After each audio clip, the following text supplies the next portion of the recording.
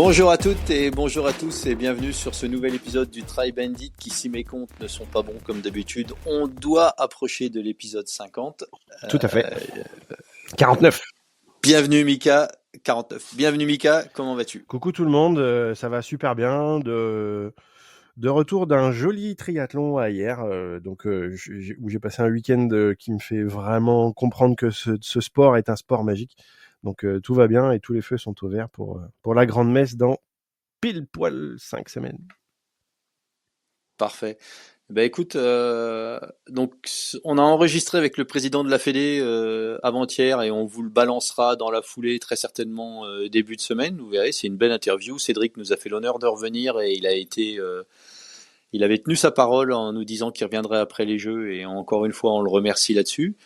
On l'a questionné bien évidemment sur les Jeux, sur la sélection et vous verrez, vous écouterez, c'est intéressant. Il y a les non-dits en disent beaucoup comme on dit.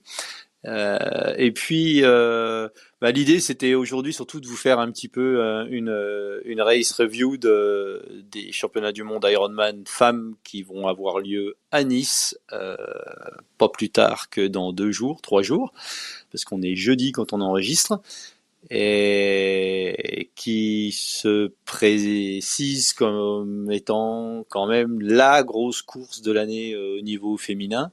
Et alors il y a des choses extrêmement positives et puis des choses qui le sont un petit peu moins, mais on va en parler. Mais juste avant, tu voulais nous parler un petit peu de ta course du week-end, le triathlon, distance standard ou olympique, appelons-le comme Pas vous du voulez, tout. de hier. Distance olympique plus, c'était du bonus. Non, je voulais saluer cette organisation et ce club parce qu'ils font vraiment un boulot extraordinaire. Donc le site déjà pour eux c'est très compliqué, hein. C'est la plage, c'est la mer, c'est les cocotiers et c'est l'arrière-pays hiérois, donc c'est tout magnifique. Mais par contre la course elle est organisée de manière juste splendide. Le parcours est incroyable et d'ailleurs n'ont pas trompé les gens. On s'est retrouvé avec moi je me suis cru dans un triathlon des années 2000 avec Christophe Basti, avec qui c'est qu'il y avait d'autres aussi, rappelle-moi parce que du coup je t'en ai parlé juste avant. Si Dominique Cocus, Olivier Madens, enfin que des noms d'anciennes gloires et c'est magique parce qu'ils sont devant. Ils jouent pas la gagne parce qu'il y avait Nance Barral qui a joué sur le Grand Prix, qui met un festival en vélo. Mais c'est une épreuve et un club que vraiment je voudrais mettre en avant. Donc pour la petite histoire, c'est 1,5 en natation avec 2 boucles en mer, c'est magique, c'est vraiment un décor magnifique. J'ai vu le fond de l'eau tout le temps, hein. Donc elle était cristalline mais elle était pas chaude. Et par contre, il y a 60 km en vélo et il y avait entre 9,5 et 10 à pied selon les organisateurs ou la police.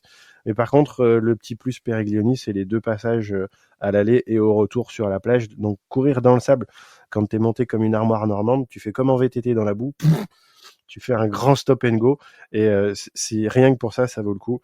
Et c'était magique. Donc j'encourage tout le monde à aller voir le hier triathlon. Dépêchez-vous parce qu'il y a 400 places et ça part comme des petits pains à l'ouverture de la boulangerie le samedi soir au sortir de boîte. Et c'est vrai que ça on a ces courses qui sont malgré tout iconiques en France et je pense que c'est vraiment une spécialité française d'avoir des courses comme ça où tu arrives, tu te sens bien, tu te sens à la maison, c'est bien organisé, tu payes pas 500 balles l'inscription, c'est des parcours qui sont beaux, qui sont spectaculaires et je trouve que vraiment on devrait tous ajouter à notre calendrier quelques courses comme ça par saison parce que déjà ça fait vivre le tissu local, ça fait vivre les clubs et ça je pense que c'est hyper important. Et puis surtout on encourage et puis c'est une pratique qui est différente. Moi je trouve que c'est vraiment une belle pratique.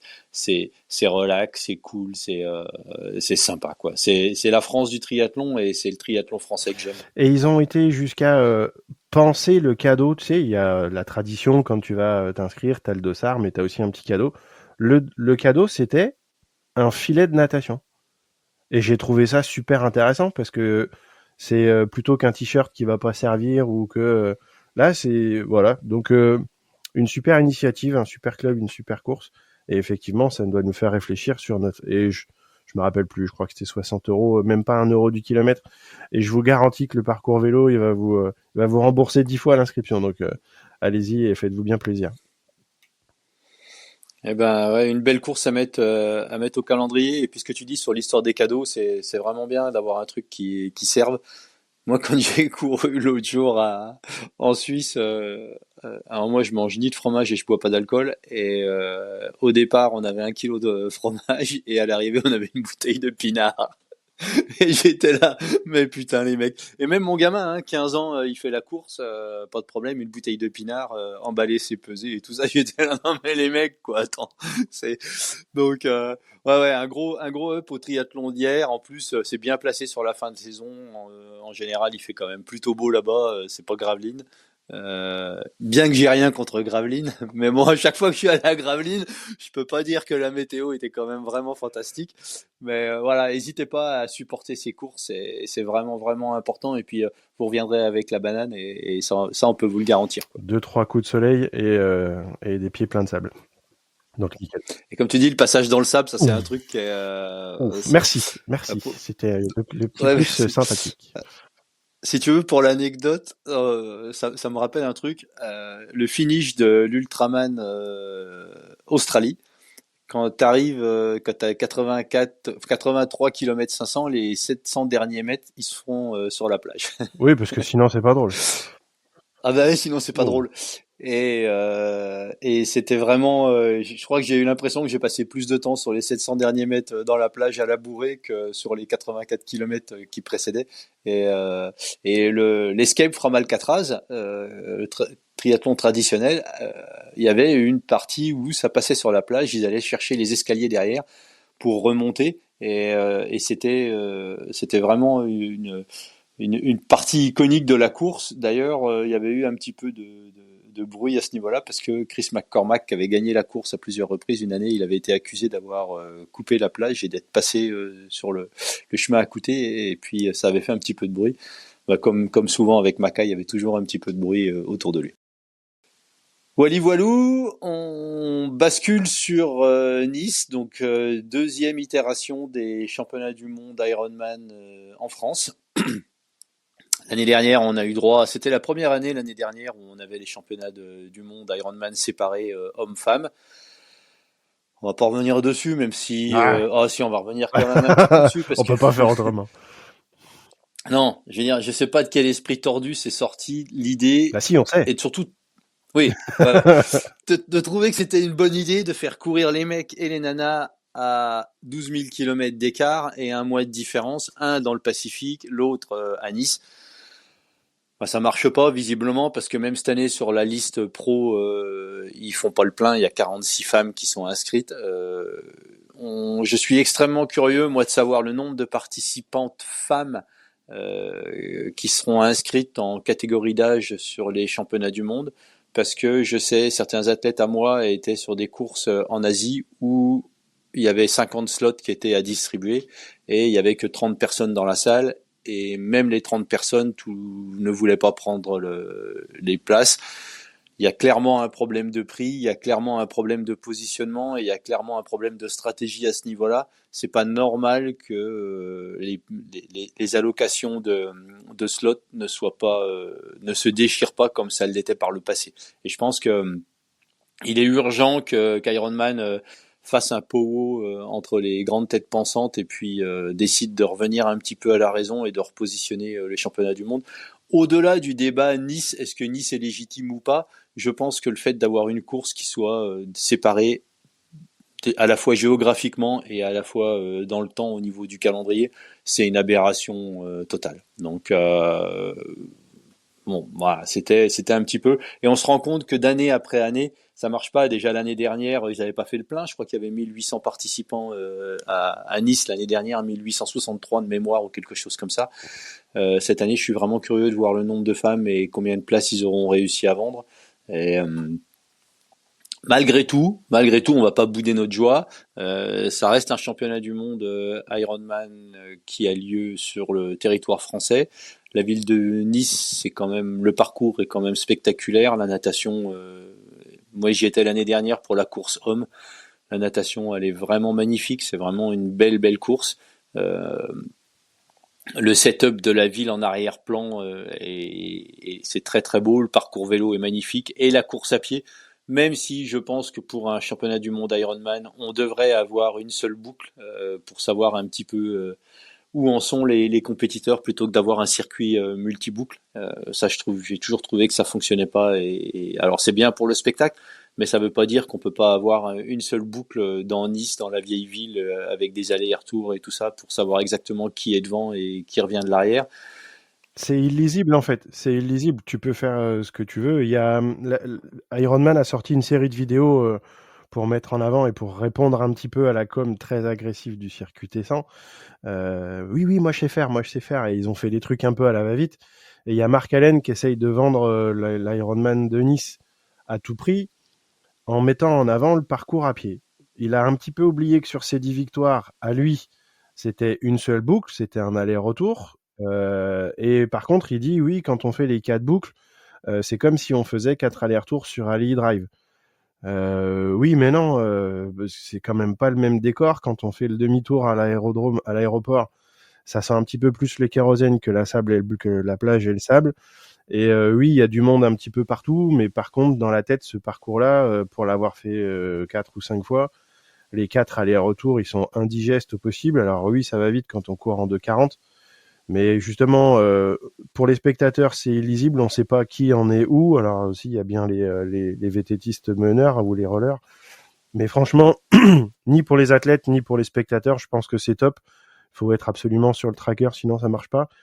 Et par contre, effectivement, le parcours en natation et le parcours à vélo sont magiques, mais voilà, ça restera l'Ironman de Nice plus cher plutôt qu'un championnat du monde. En tout cas, ça c'est mon point de vue. Si tu veux, surtout que dans l'idée, ils nous vendent le parcours une boucle à vélo comme étant spectaculaire, comme étant tout ce que tu veux. Mais derrière, on nous fait un circuit à pied en 4 boucles. Pourquoi on fait pas un circuit vélo en 4 boucles aussi, où il repasse à chaque fois sur la promenade des Anglais? Si la solution pour Ironman c'est des boucles, à ce moment-là on fait des boucles partout, quoi. Et, euh, et parce que mine de rien, les premiers hommes, ils sont quand même partis pendant 4 heures et demie sans que personne les revoie. Donc ce qui marche, putain. Alors ça c'est les putain. Je sais pas si vous entendez, mais alors c'est des pubs, des notifications qui sont poussées par Ironman depuis 48 heures. J'en reçois 30 par jour sur les inscriptions, sur tout ça. C'est un truc de dingue. J'en peux plus. Je pense que je vais démonter l'app au marteau-piqueur. Bref, c'était une petite aparté. Mais pour revenir sur cette histoire de parcours, surtout qu'à Nice, on aurait tout à fait la promenade des Anglais. De toute façon, elle est complètement bouchée. Donc, on pourrait très bien faire un parcours en une boucle qui soit également en aller-retour. On peut imaginer la partie de la route qui est côté mer, faire un aller-retour à l'aéroport, il y a déjà 10 bornes. On passe sur la partie de route intérieure côté Negresco avec un aller-retour jusqu'à l'aéroport, on est déjà à 20 bornes. Et puis derrière, on peut aller sur le port, faire un tour là-bas, autour des beaux bateaux, autour de tout ça. Et puis il y a un petit peu de bosse, ça monte un petit peu. Enfin, ça me semble pas insurmontable d'arriver à trouver un parcours qui reste dans un rayon de 7-8 km en plein centre-ville. De toute façon, la ville, elle est complètement monopolisée par le triathlon, donc ça devrait pouvoir se faire, et surtout, ça rendrait l'épreuve vachement plus lisible, parce que l'année dernière, Sam Laidlaw, il met un tour à certains pros, quoi. C'est c'est pas compliqué, mais on dirait que encore une fois, les décisions sont longues à prendre. Les décisions qui vont dans le bon sens sont longues à prendre. Je sais pas, ça paraît pourtant, comme tu dis, pas compliqué, mais on va voir ce que ça donne. Ouais, moi j'ai un petit peu hâte de voir les chiffres au niveau de la course féminine, parce que je suis pas certain. Déjà il y a zéro communication dessus, hein, donc alors là zéro que dalle, hein. On sait même pas, j'ai même pas vu de start list, rien. Enfin c'est vraiment, on est dans le brouillard complet, à part pour les pros. Euh, enfin voilà, Nice est légitime, oui, sans aucune question. Euh, Qu'ils décident de faire un championnat du monde tournant une fois sur Nice, sur Kona, pourquoi pas, même si jamais c'est pas vraiment ce que je ferais. Mais putain, mettez les mecs et les nanas ensemble, quoi. Je veux dire, ça fait aucun sens votre histoire. Il est temps de revenir un petit peu à la raison, et puis. La solution trouvée en 2021 était pas si mal que ça, finalement. Saint-Georges. Je trouve Saint-Georges beaucoup plus légitime que Nice, que ce soit au niveau du parcours, au niveau des capacités d'accueil. Mhm. Et on se faisait pas mal à la tête à se dire est-ce qu'on va avoir du mal à se loger, est-ce que la course va être difficile. Tous les éléments sont là, c'est des autres éléments, l'altitude, le froid le matin, le chaud l'après-midi, mais les difficultés combinées de Hawaï étaient retrouvées. Là, on se retrouve à Nice, il y a pas de complexe. Enfin, c'est C'était une discussion que j'avais eue avec Crowe il y a quelques années là-dessus, quand ils avaient commencé à parler un petit peu d'avoir un championnat tournant. Et Crowe, lui, disait, et comme souvent, bah, il a toujours raison, Crowe, hein, c'est quand tu parles à Dieu, quoi. Et il disait, mais d'avoir un championnat du monde tournant, bon, pas de souci, mais à ce moment-là, on laisse l'organisation d'un Ironman à Hawaï, qui fait partie du calendrier, qui n'est peut-être pas le championnat du monde cette année-là, mais qui au moins offrirait l'opportunité à certains groupes d'âge d'aller faire la course, s'ils le souhaitent, à Hawaï une fois dans leur vie, sans avoir à passer par des qualifications qui peuvent être compliquées, et puis surtout sans avoir un tarif qui soit complètement inique, quoi. oui, mais je crois que c'est là la difficulté majeure quand tu regardes bien. Ils veulent absolument associer un championnat du monde à une course et si possible à cette course à Hawaï autant que possible. Mais quand tu regardes bien, depuis le début, les gens veulent pas se qualifier pour les finales d'un championnat du monde à Ironman. Ils s'en foutent Non, du je s'en championnat du cogne. monde. Ils veulent se qualifier pour aller faire la course à Hawaï, pas les Exactement. championnats du monde. Donc faites un Mm. circuit avec 2 qualifications. Et par contre, ça, les surprises risquent d'être plus grandes. Vous vendez les places à Hawaï peut-être à un prix un peu plus raisonnable, mais sur des qualifications, on peut se qualifier sur 2 choses. Vous pouvez vous qualifier pour aller faire Hawaï, ou vous pouvez vous qualifier pour aller faire les championnats du monde. Par contre, je pense que cette solution-là, elle sera jamais mise en avant, parce que ça va désavouer le circuit Ironman au plus haut point. Je pense que personne veut aller faire un championnat du monde distance Ironman. Surtout pour se faire arracher un gros billet de manière volontaire. Il y en a quelques-uns, mais tu vas faire un championnat du monde, tu veux faire un chrono, donc tu veux pas faire un parcours en particulier. À Saint-Georges, ça aurait pu être un tout petit peu moins rapide, mais il y avait Christian qui était énervé. Aujourd'hui, sur une course Ironman où tu te qualifies, tu veux faire un chrono. Je pense que la difficulté majeure à Nice aussi, c'est que tu peux pas faire un chrono avec le parcours vélo.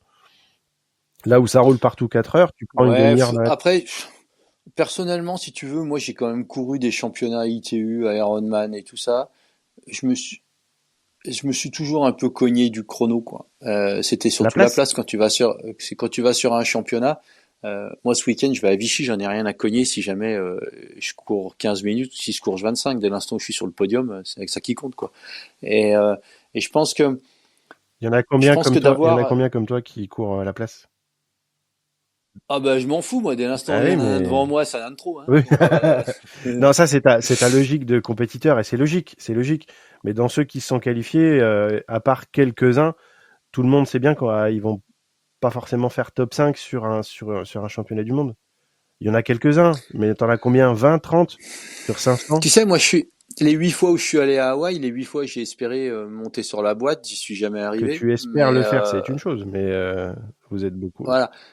Mais j'allais, si tu veux, j'allais avant tout moi pour l'expérience et puis c'était un petit peu un challenge personnel pour essayer d'arriver à faire une course qui soit décente là-bas.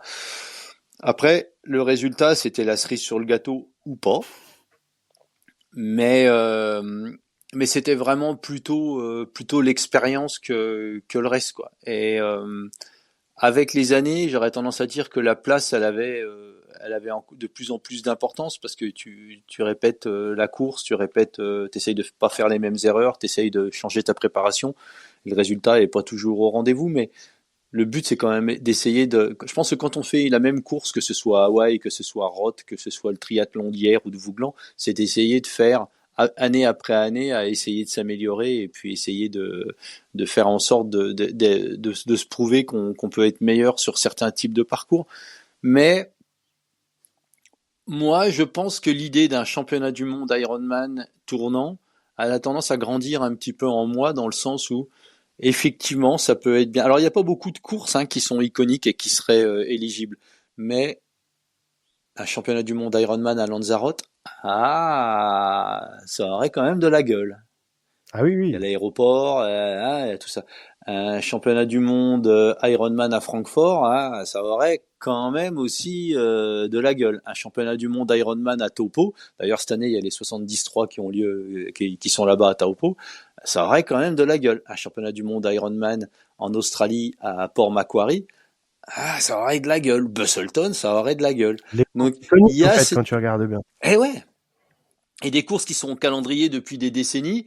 Et, euh, et, et, et moi, je pense que est-ce que la bonne rotation, c'est un an Kona, un an une autre course? Est-ce que d'avoir un petit peu, pas une triple crown, mais une quadruple crown, où tu as 4 courses, dont Kona, et que tous les ans, tu as une rotation du championnat, ben, une année Kona, une année Lanzarote, une année la Nouvelle-Zélande, une année l'Australie, par exemple, parce qu'il faut pas oublier nos amis de l'hémisphère sud.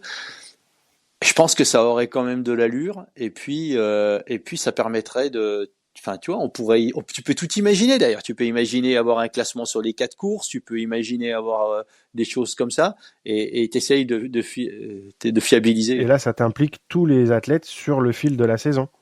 Exactement. Et là, t'as un vrai storytelling, t'as un vrai impact sur le choix de course et de carrière des athlètes, parce que du coup, tu peux pas faire courir l'eau et le moulin, quoi. Enfin, tu peux pas tout Ouais. faire. Écoute, en plus ils l'ont, hein, le setup. Hein. Ils ont les Regional Championship. Hein. Ils ont l'Afrique du Sud, ils ont Taupo ou l'Australie, ils ont Francfort en Europe, et puis il y a Saint George généralement aux US qui est là-bas, et Kona quoi. Donc je veux dire le setup il existe quoi. Donc bon putain, donnez-nous les clés d'Ironman, on va vous faire fonctionner la boutique là. Scott Putain Derry ça. va en vacances, Parce on que va se voilà, démontrer qu'on. allez, envoyez les clés. Moi je prends la moitié de la paye à 2 rues, et je vous promets que l'année prochaine on multiplie les inscriptions par 2 quoi. Allez, pas le prix, hein.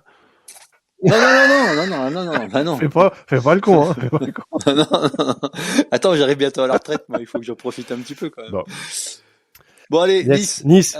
les forces en présence. Tu nous lis les grands noms de la start list, s'il Ouais, te plaît? alors même les grands noms sont compliqués à trouver dans le sens où c'est bien d'avoir 50 pros au départ, mais finalement, combien il y en a qui vont vraiment être devant? Bref, ça c'était. Donc, on va avoir la championne sortante, Lucy Lucy Charles Charles Barclay, Barclay. On va avoir. dont personne sait exactement où elle en est. On sait qu'elle est blessée ou qu'elle joue avec les blessures et que ça risque d'être compliqué. Est-ce que le choix de la saison était stratégique ou pas? On aura la réponse dimanche soir. L'ancienne championne du monde en titre, juste celle d'avant, Chelsea Sodaro. On a la recordman du monde de la distance Ironman qui a failli nous faire un sub-8 à Roth, Madame Anne Haug. Et après, on a quelques noms bien connus. Hein. On a Kat Matthews, on a Laura Philippe, on a Kylie Simpson, on a des grands noms. Et on a quelques Françaises qui vont venir. On a 2 petites Françaises au départ qui vont être certainement des locales très motivées. Marjolaine Pierret et Julie Emolo. Mais par contre, le reste du pack, je ne suis pas sûr. Il y aura forcément des surprises, comme toujours sur les grandes courses. Espérons qu'il y ait des surprises. Espérons qu'il y ait des surprises. Alors j'espère que je me trompe. J'espère vraiment, vraiment, vraiment que je me trompe. Mais j'ai du mal à voir Marjolaine ou Julie arriver à tirer leur épingle du jeu, hormis sur une fin de course à pied, si tout se passe bien, parce que il y a quand même vraiment des forces en présence. Ironman joue vraiment sur le fait que le parcours vélo est extrêmement technique et blablabla. Ouais, faut arrêter de nous faire avaler des coups là, si tu veux. C'est du vélo dans l'arrière-pays. On n'est pas en train de faire du gravel non plus. Hein. Et je pense que ce dialogue qu'ils ont en permanence autour de la difficulté technique du parcours de Nice, ça s'est retourné contre eux et c'est venu les mordre dans le cul, parce que je pense qu'il y a pas mal d'athlètes qui se sont dit ouh là là, c'est très technique, ouh là là, j'ai peur, ouh là là, je vais tomber, ouh là là, je vais me faire mal. Et moi, pour avoir vécu en Asie, on avait des parcours dès l'instant où c'était plus compliqué qu'un aller-retour sur une route toute droite. Les gens, le parcours était qualifié comme étant hyper technique. Et vous aviez des gens qui délibérément ne faisaient pas ce genre de course-là. Et je pense que c'est vraiment une erreur de leur part. Oui, Nice, c'est pas Kona. Ouais, ok, bah ça on le savait, hein, c'est pas compliqué, il suffit de regarder la carte. Euh, Mais bon, faut pas non plus en rajouter. Euh, à part quelques descentes, mais je veux dire, il y a rien de dangereux, il y a rien d'extrêmement compliqué techniquement. Tout le monde qui sait faire du vélo peut vous faire la descente de Nice sans finir dans le fossé, quoi. Et je pense que d'avoir joué à outrance sur l'aspect extrêmement technique du parcours vélo, ben ça a fait peur à pas mal de participantes sur cette année, et ça se retrouvera très certainement sur les nombres des inscrites, quoi. Qui est inconnu, hein, puisque ça, c'est d'habitude, Mystère. c'est tout plein, mais là, on en sait à peu près rien. Donc maintenant, projetons-nous sur la course. Comment tu vois ça et quels sont tes favorites sur ce parcours un petit peu particulier? On va pas dire technique, mais particulier. Est-ce que Lucie Biram, tu la vois sur les start list, toi? Tiens donc. Ouais, c'est la question que je me pose. Eh ben non. Bah, déjà, je pense que on sait à peu près qui est-ce qui va sortir devant. Donc, je pense que Lucy Charles elle va très très certainement mettre à cœur de sortir devant de l'eau, et je vois pas comment ça pourrait être autrement, et je pense pas qu'elle aura beaucoup de compagnie dans l'eau. Enfin, je sais pas à quelle température est la Méditerranée actuellement, mais Pas si chaude, jamais pas c'est chaude. pas très Non, chaude. elle est à Hmm. 20. Moi, hier, elle était à 18 après deux Ouais, tours. mais hier et Nice, c'est pas la Non, même, non, hein. c'est pas la même, mais il y a pas 5 degrés d'écart, quoi. Parce que pour les pros, la limite de température d'eau, c'est 22 degrés, hein. Et je pense que si jamais c'est sans combi pour les femmes, les écarts peuvent être encore plus prononcés à la sortie de l'eau. Rappelez-vous, l'année dernière, Sam Laidlow avait vraiment fait le forcing pour essayer de sortir de l'eau, et en fait, il s'était rendu compte qu'il avait traîné tout le pack avec lui. Je pense pas que chez les femmes, il y ait la même densité de bons nageurs devant. Est-ce que Lucie va sortir toute seule ou avec quelqu'un en compagnie? Moi, ce que je pense, c'est que de toute façon, au bout de 20 bornes, Lucie Charles, ça sera toute seule.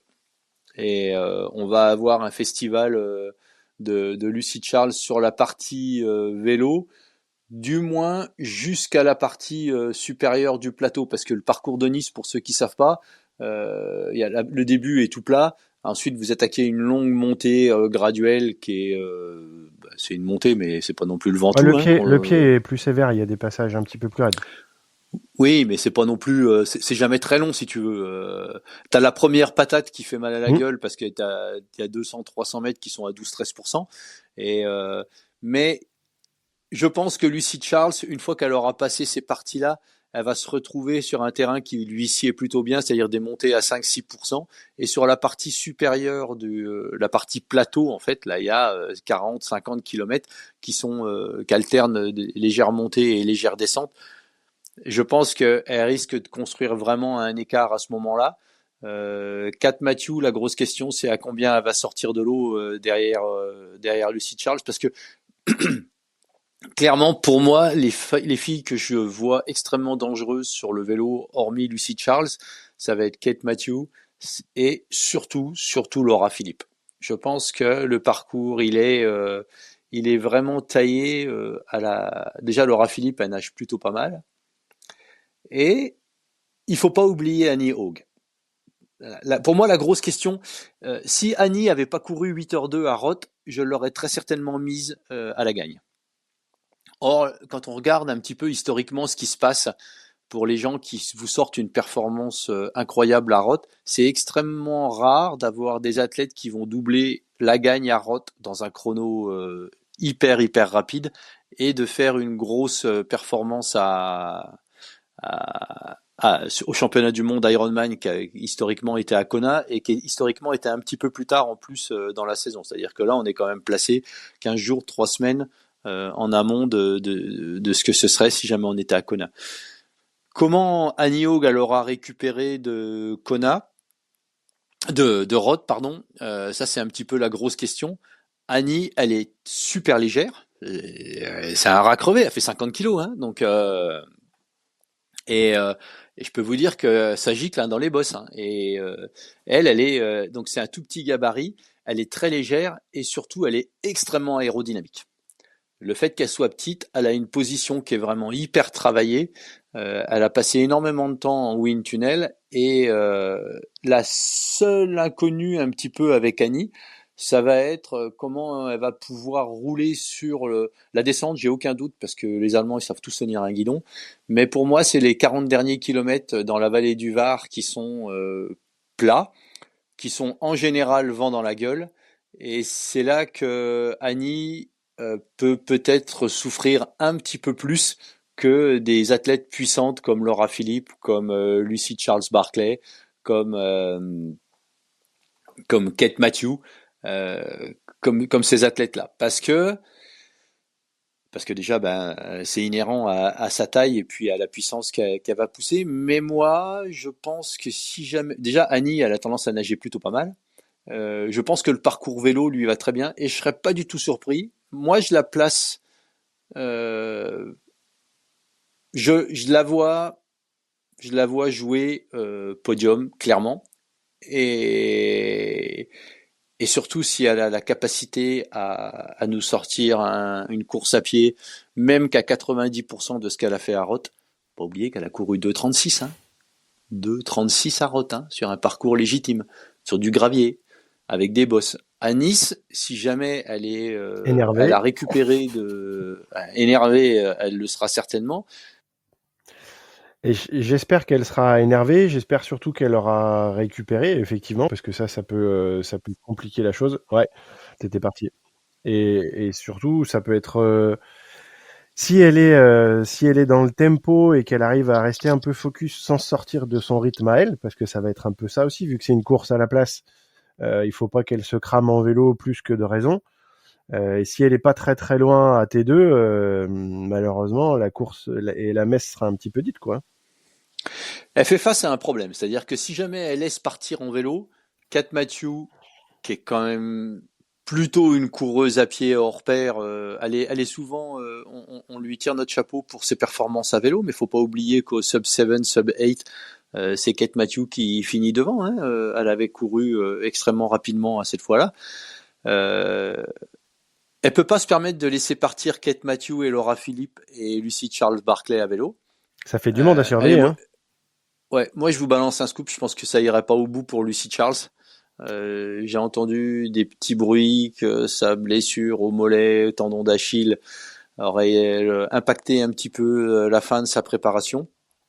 Je lui souhaite pas du tout, mais quand il n'y a pas beaucoup de bruit autour d'un athlète, c'est que généralement il se passe quelque chose.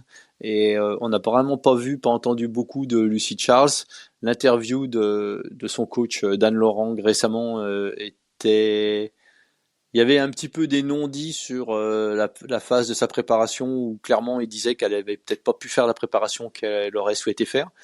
Moi, je pense que Lucie va nager devant, rouler devant, et que sur la pied, soit à pied, soit elle va mettre le clignot, soit à un moment, elle aura pas son niveau à course à pied pour pouvoir contenir des coureuses à pied du gabarit de Kate Matthews, du gabarit de Laura Philippe, et surtout Annie Hawk, parce que si Annie elle pose ne serait-ce qu'à 10 minutes, ils vont, à mon avis, c'est mort. À mon avis, ils vont la voir revenir comme une fusée de derrière.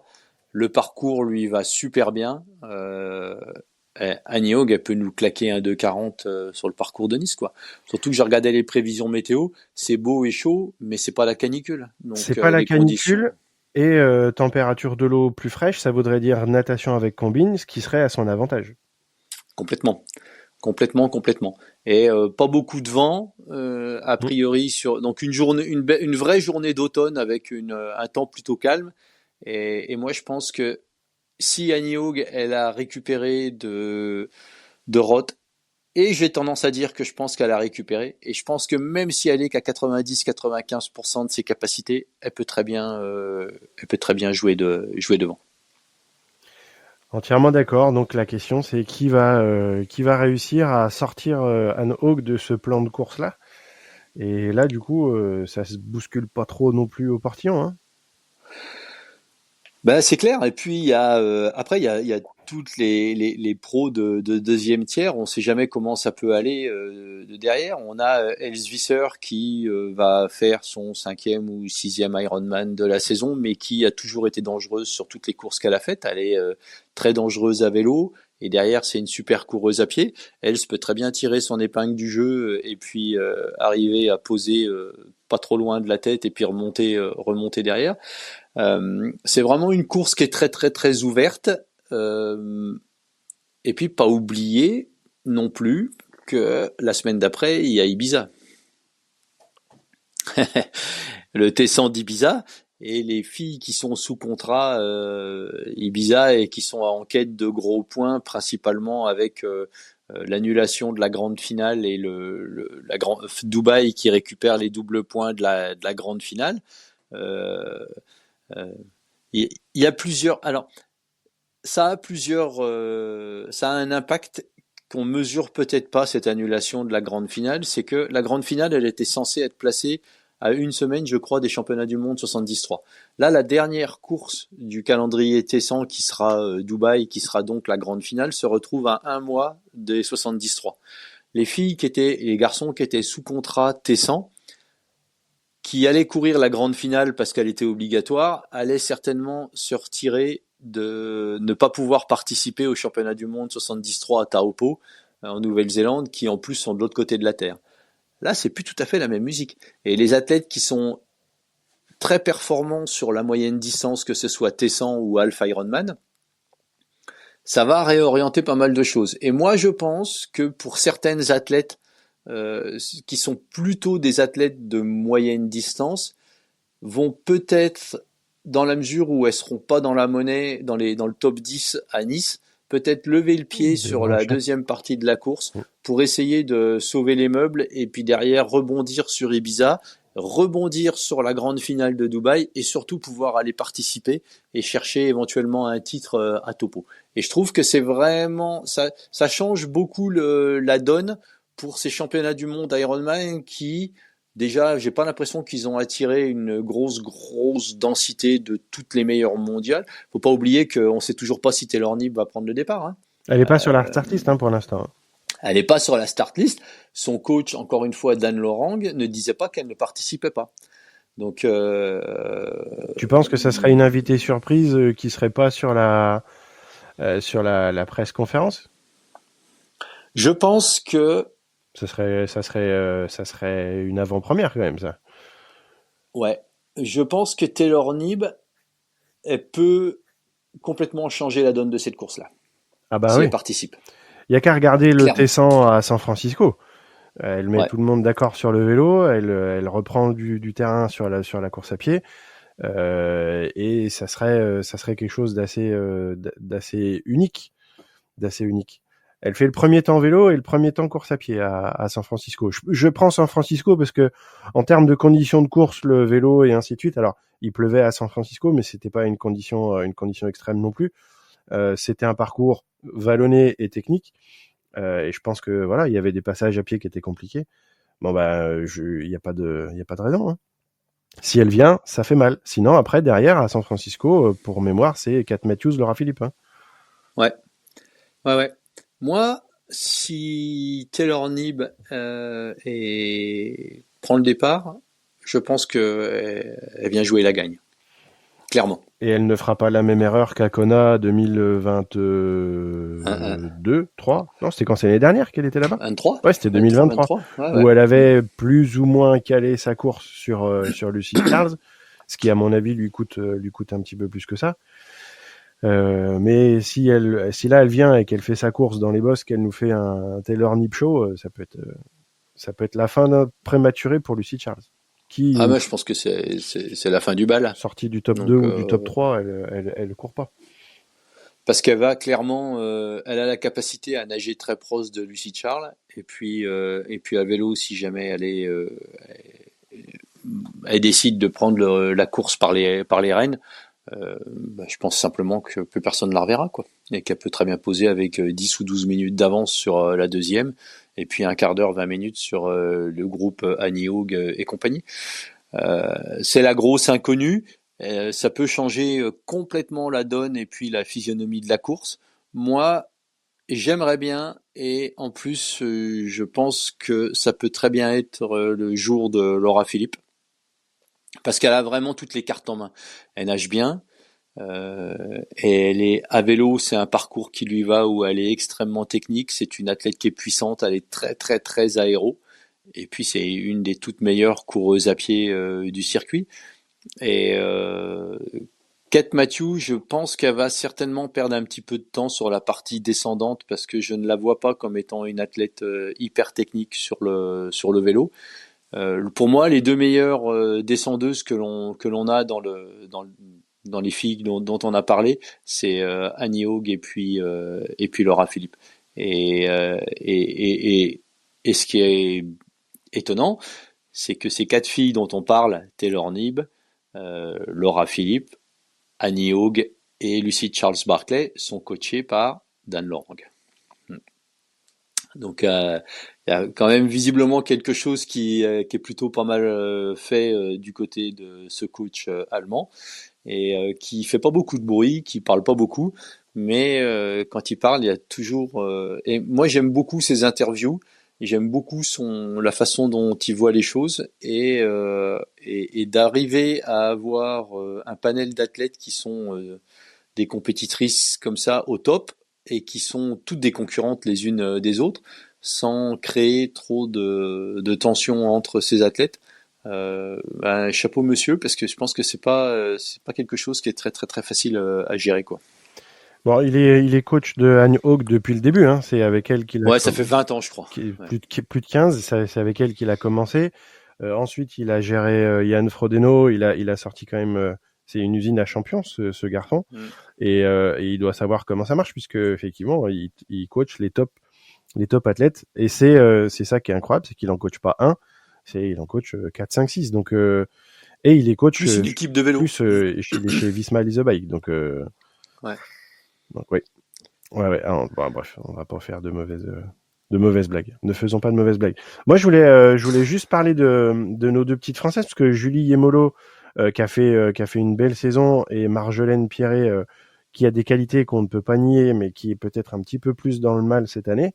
Elles ont aussi leur chance à jouer quand même. Ben, c'est un peu la grosse inconnue parce qu'on n'a pas vu grand-chose de Marjo cette année. Non. Elle a pris le départ d'une ou de deux courses Tessan et je crois qu'à chaque fois, elle trustait plutôt les dernières places du classement des filles. Évidemment, on lui souhaite tout de bon et surtout, on espère qu'ils aient réussi à trouver, elle et puis Clément, un nouvel équilibre et puis un chat. Et qu'ils aient retrouvé un nouvel équilibre et puis qu'ils puissent commencer à reperformer au niveau qui était leur l'année dernière. Alors, c'est un petit peu la wild card Marjolaine Pierret parce elle joue à domicile, Ah hein, oui. clairement. Ouais. S'il y en a une qui connaît les routes du coin, c'est clairement elle. Ils ont fait les éclaireurs pour Lucy Charles à Nice à l'époque avec Clément.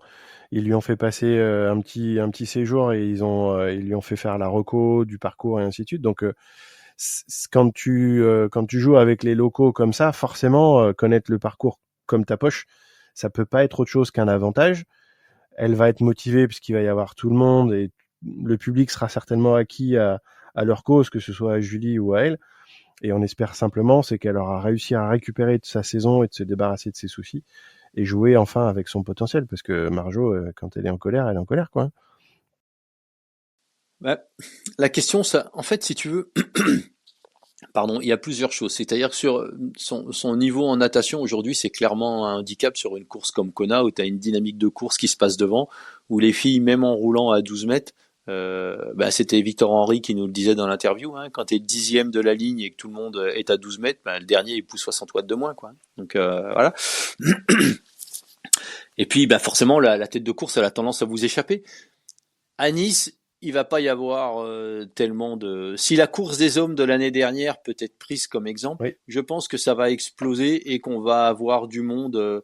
Va y avoir une nana tous les minutes qu'on va avoir passer par-ci par-là. Les écarts vont être beaucoup beaucoup plus importants quand elles vont poser le vélo.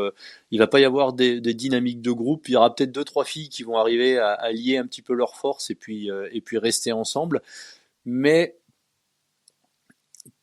combien peut perdre Marjolaine sur la natation à Nice? Si c'est sans combi, elle peut prendre 7-8 minutes. Ça serait forcément pas du tout à son avantage. Et puis, vu son gabarit dans l'eau, si elle est relativement froide, elle va y laisser des plumes. Donc, en espérant que ce soit une natation avec combi et que ça la sorte pas du jeu tout de suite, et ça serait carrément bien. Bon, Julie, par contre, Julie, elle sortira pas loin de l'eau parce que c'est une grosse, grosse nageuse. C'est une super rouleuse. On sait qu'en vélo, bah, tu fais pas 2 ou 3 embruns, je crois, l'année dernière, il me semble. Tu fais pas 2 ou 3 embruns par hasard. Donc, du coup, on sait que les parcours compliqués et les parcours vallonnés, ça va lui aller. Moi, je pense que ça peut être une belle, belle surprise. Alors, elle va peut-être pas jouer le top 5, mais c'est tout le mal que je lui souhaite. J'espère qu'elle sera pas loin et qu'elle sera peut-être même un petit peu survoltée et avec un coup de folie. Hein. Un coup de folie, t'as pas de limite, t'as pas de frein. Hein. Donc, ça peut faire. Moi, je pense que c'est la grosse surprise ouais. Je pense que ça peut être vraiment la surprise de cette course-là. Elle est chez elle, elle joue à domicile, elle connaît pas mal le parcours, elle est super solide dans l'eau, elle est très très forte à vélo. Ce qui Euh, peut être un avantage parce qu'elle peut très bien rouler devant sans se mettre dans le rouge comme les autres pourraient se mettre dans le rouge. Exactement, dicter la course comme l'avait fait Sam et Clément l'année dernière. Mm. Ils étaient devant à leur rythme et derrière ils ont fait leur course devant quoi. Hein. Et quand t'es derrière, que t'es en chasse patate sur un parcours comme Nice, c'est pas tout à fait la même musique quoi. C'est-à-dire que tu sais jamais les écarts qui sont devant. C'est pas comme à Kona où tu peux voir les hélicos ou au demi-tour à Avis où tu peux juger des écarts. Euh, et je pense pas voir, si tu veux, si une athlète comme Julie est proche de la tête au moment de la bascule sur la descente, personne ne revient derrière quoi. À part à pied si ça coince, mais mais ouais, et si alors avec Dessy, on mettrait Paris en bouteille, mais moi j'aimerais bien que ça nage combi. J'aimerais bien que Marjo sorte avec 5-6 minutes d'écart. Et je pense que si jamais c'est un jour où elle est vraiment bien sur le vélo, Marjolaine peut très bien revenir sur une Julie. Et puis derrière, bah, si Marjo pose proche de la tête, avec son niveau en course à pied, la foule, la course, le domicile et la volonté de bien faire et puis d'avoir une saison qui soit vachement positive, euh, ça peut jouer peut-être pas devant, mais ça peut peut-être jouer un top 5, un top 6 quoi. Ouais. Ouais, ouais. Et franchement, c'est tout le mal qu'on leur souhaite parce que c'est des belles athlètes, enfin, c'est deux profils qui sont complètement différents et puis on n'en a pas 50 hein, des femmes sur la start list et je pense que ça leur ferait vraiment du bien. Moi, Julie un peu moins, mais je pense que Marjo, ça lui ferait vraiment du bien à la tête de faire une grosse course positive là. Et encore une fois, c'est tout le mal qu'on leur souhaite et j'espère vraiment qu'elles vont pouvoir repartir de Nice avec avoir à la fois le sentiment d'avoir fait une course qui les satisfasse et puis surtout si elles peuvent ramener un résultat, c'est toujours bon à prendre quoi. C'est ça. Mais bah, moi, je mise ma grosse pièce sur Marjo et en joker, ma grosse pièce sur Julie, pardon, et mon joker sur Marjo. Marjo, elle va avoir besoin que les planètes s'alignent, mais je pense que c'est elle qui a les clés du camion. Et par contre, Julie, elle a tout le bagage, elle a tout le sac à dos rempli de confiance et de performance, parce que je crois qu'elle a fait la meilleure performance française sur distance. Ironman cette année à Victoria, je crois. Et c'est quand même pas rien parce qu'elle efface les tablettes, je crois que c'est Jeunet, Marion, donc Manon, pardon. Donc oui, oui, ça serait bien. Donc Manon qui manque un petit peu sur l'échiquier français parce que c'était quand même une top athlète. On sait qu'elle est maman et qu'elle doit certainement préparer son retour. Mais ça aurait été un parcours très très très très bien pour elle, peut-être mieux que Hawaï. Donc petit clin d'œil à Manon et puis bah, tous nos encouragements à Julie et à Marjo. On n'a pas une grosse densité d'athlètes françaises sur le longue distance comme on peut l'avoir avec les hommes. Et je sais pas si tu veux, si tu enlèves Julie, si tu enlèves bon Manon, elle est suite à sa grossesse, Jeanne Collonges qui est sur la fin de carrière. Marjolaine. On n'a pas, j'ai pas l'impression qu'on a des jeunes qui poussent sur le triathlon longue distance féminin français. Et bah, c'est, je sais pas, on n'en parle pas beaucoup. Il n'y a pas beaucoup de mouvement de ce côté-là. Je sais pas ce qui se passe à ce niveau-là. Est-ce que le triathlon longue distance a du mal à attirer les athlètes françaises? Pourtant, quand on voit sur le court distance, bon, on va pas revenir sur les Jeux avec une médaille d'or, mais on a quand même une grosse densité. Mais je trouve que on n'a pas le reflet il y a pas de symétrie avec les hommes entre les hommes et les femmes sur le longue distance, du moins français, quoi. Bah, structurellement, c'est un petit peu différent aussi. Enfin, tu peux faire carrière sur le court assez jeune. On sait que sur le long, ça demande un petit peu plus de maturité. C'est peut-être aussi encore plus chronophage et ça demande une structure qui est plus personnelle plutôt que fédérale. Donc, quand tu es sur le court, tu es plutôt fédéral. Quand tu es sur le long, tu es un petit peu plus individuel. Et je pense que c'est plus compliqué de trouver ça pour la jante féminine, de trouver un encadrement compétent et qui soit dédié complètement à ça pour le longue distance. Quand on regarde Julie, quand on regarde Marjo, quand on regarde donc du coup Jeanne, enfin elles sont en solo, elles sont sur des structures privées et je pense que ça doit pas courir les rues, les coachs où tu dois te sentir en confiance et aider pour le haut niveau. Et puis il y a des âges où ben voilà, comme fait Manon, la vie fait que tu fais des choix et ben le triathlon ça reste un sport, hein, c'est pas la vie et si t'as envie d'être moment, t'as envie d'être moment, tu fais une pause et peut-être que c'est un petit peu plus compliqué de revenir dans le jeu après. Ouais, puis ça c'est non négociable si tu veux, hein. Donc quand les femmes décident de faire une pause grossesse ou quoi que ce soit, et d'ailleurs on le voit il y a plusieurs athlètes qui ont fait des pauses grossesse et qui sont revenus derrière quasiment à leur plus haut niveau, voire à leur plus haut niveau. Donc c'est normal et je pense que d'un point de vue sponsor, d'un point de vue encadrement, ça doit être pris en compte dès l'origine, de se dire bah, de toute façon, dès l'instant où tu coaches une femme, tu sais qu'à un moment ou à un autre, il peut y avoir un besoin de faire de faire une pause grossesse. Donc ça c'est voilà. D'ailleurs, si on a des athlètes françaises qui sont de deuxième ou troisième tiers et qui envisagent de faire une carrière professionnelle sur le longue distance et qui veulent venir nous parler sur le podcast, n'hésitez pas les filles, le micro est ouvert et puis on serait très intéressé de vous entendre quoi. Bon allez, balance-toi, c'est qui le top 5? On va faire les foufous ou on fait pas les foufous? Allez, va. Bon, parce que, allez, je te laisse réfléchir, vas-y. Bah, vas-y. Alors moi, et je vous balance un scoop, Lucie Charles, elle bâche au 12e kilomètre à pied. Elle fait un tour, elle repart sur le deuxième et derrière elle met le clignotant, elle repart sur la mobilette, donc on la verra pas sur le classement. Victoire Annie Haug, Laura Philippe qui se fait reprendre à 2 kilomètres du finish par Annie Haug, Kat Mathieu en 3, Julie en 4 et Marjo en 5. Oh, Ah ouais, grosse cote. ah Grosse cote. oulala, ah là, Ouh là là. C'est compliqué de sortir Anne Haug du top 3. Moi, je vois bien une Kat Matthews essayer de mettre le feu à vélo et de résister un peu à pied. Mais effectivement, moi, je voyais le podium un peu dans l'autre sens. Je vois pas Lucy Charles aller au bout avec son mollet, même si elle nous a fait le coup l'année dernière à Kona. Je pense pas qu'elle va pouvoir le faire 2 fois. Donc, Anne Haug, juste derrière Kat Matthews. Laura Philippe, je ne fais pas très original. Julie, j'aimerais bien qu'elle soit devant, et c'est tout le mal qu'on lui souhaite. Et en 5, Elsvisser. ah ouais, pas con, pas con. Ouais, parce elle lâche rien. Ah bah non, elle lâche rien, elle. Ça fait un moment qu'elle a pas couru. Elle risque d'être beaucoup plus fraîche que d'habitude. On sait que dans sa tête, elle est certainement indestructible avec ce qui lui est arrivé. Donc, ouais, sur une course comme ça, elle a Oh, elle son. a pas couru, tu dis, ça fait un moment qu'elle a pas couru, elle a couru à Almere, je crois, le week-end Oui, dernier. mais Ouais, c'est ouais, que c'est vrai un. que ça fait que 10 jours.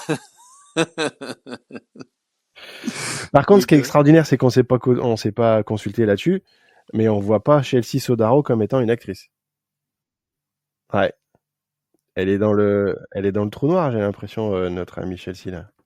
bah écoute, on en avait parlé sur un des podcasts précédents où, Mm. enfin, moi, si tu veux, ça a été une des plus grosses surprises de championne Ironman de ces dernières 2022. années. Mm. Ouais. Elle est arrivée là, c'était un peu son retour de grossesse. Ben voilà, hein, encore, ça prouve qu'un retour de grossesse peut être géré comme il faut. Elle avait gagné à Kona grâce à une course à pied stratosphérique. Mais derrière, on n'a plus rien vu de Chelsea, et je pense que la carrière de Chelsea, elle est un petit peu derrière elle aujourd'hui, et je n'imagine pas qu'on la revoie au plus haut niveau. Plus la particularité du parcours de Nice, je pense qu'il n'est pas du tout adapté à Chelsea.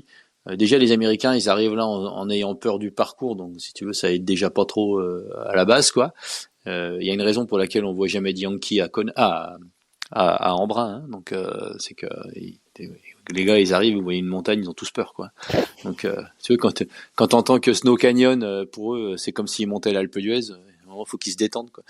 Et Chelsea, je la vois pas. Et je pense que surtout, indépendamment de la partie modérément technique du parcours de Nice, je pense que c'est surtout un parcours qui va taper beaucoup plus dans les réserves, dans les capacités de Chelsea, et que même si elle est bien à pied, elle aura pas son niveau, elle aura pas son niveau en course à pied après ce parcours-là, quoi.